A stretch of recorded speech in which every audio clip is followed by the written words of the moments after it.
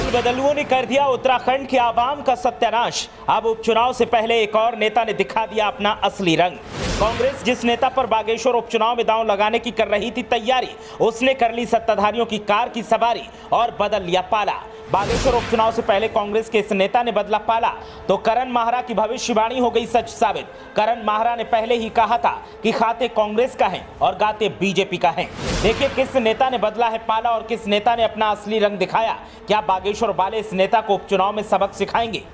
सुनो सफेद पोशों, हम पहाड़ी हैं, हार तोड़ मेहनत करते हैं, ईमानदारी से रहते हैं और आत्मविश्वास के साथ हर मुश्किल का सामना करते हैं। लेकिन जब कोई धोखा देता है तो पहाड़ी उसे आसमान से जमीन पर पटकना भी जानते हैं। ये बात शायद बागेश्वर विधानसभा के लोग आज जरूर बोल रहे होंगे, क्योंकि एक नेता ने फिर से बागी तेवर अख्तियार किए और पाला बदल की राजनीति में खुद को बादशाह घोषित कर दिया।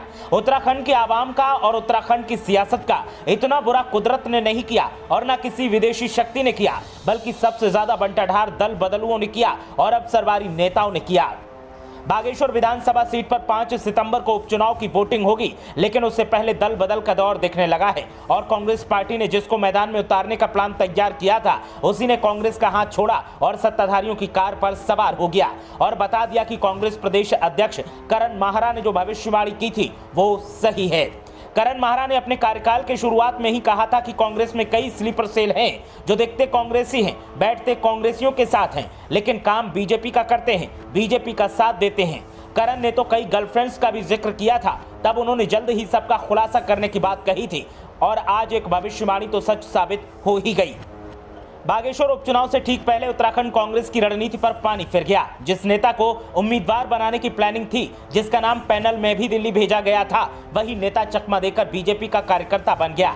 देहरादून के बीजेपी दफ्तर में बागेश्वर कांग्रेस के नेता रंजीत दास ने पाला बदल लिया। हालांकि यहां कांग्रेस को भी बराबर का दोषी माना जाएगा कि उनके नेता बागी बनते जा रहे हैं और पार्टी आला कमान ना तो उनको रोक पा रही है और न साजिशों को भांप पा रही है। 2022 में कांग्रेस के टिकट पर चुनाव लड़ चुके रंजीत दास अब बीजेपी के साथ हैं। सवाल यह है कि बीजेपी उन्हें क्या देगी, मगर उससे भी बड़ा सवाल यह है कि रंजीत दास ने कांग्रेस क्यों छोड़ दी। आखिर क्यों कांग्रेस रंजीत दास को नहीं संभाल पाई? आखिर क्यों कांग्रेस चुनावी रणनीति के पहले ही चैप्टर में चूक गई? कांग्रेस का नया नेतृत्व क्यों पुरानी खामियों को दूर करने में नाकाम रहा?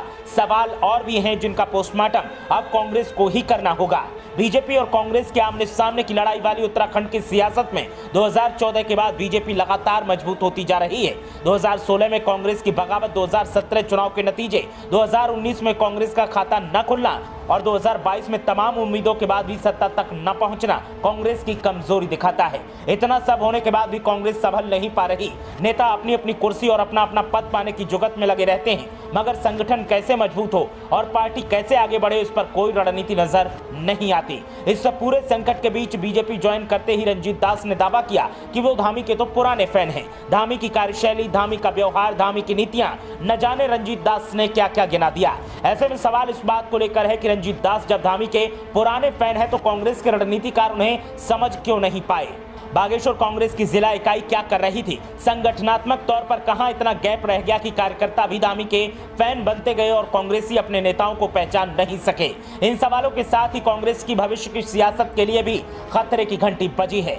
बागेश्वर विधानसभा उपचुनाव को लोकसभा चुनाव 2024 का सेमीफाइनल माना जा रहा है, लेकिन इस सेमीफाइनल में कांग्रेस का बैट्समैन ही पहले पाला बदल चुका है, तो फिर अब दांव किसके ऊपर लगाया जाएगा? वैसे तो कांग्रेस पार्टी के तमाम ऐसे नेता हैं जो लगातार दावा करते हैं कि पार्टी संगठनात्मक तौर पर मजबूत है और ऐसे दल बदलुओं से कुछ नहीं होगा, लेकिन जो हालात दिख रहे हैं, ये हालात तो चिंता का सबब भी हैं। उत्तराखंड कांग्रेस पार्टी में अब मंथन का वक्त है और अब उन ब्लैक शिप्स को पहचानने का वक्त है जो पाला बदल में माहिर हैं और आगे भी पाला बदल सकते हैं, जो पार्टी के लिए खतरा साबित होंगे। ऐसे में वक्त रहते कांग्रेस पार्टी को जागना होगा।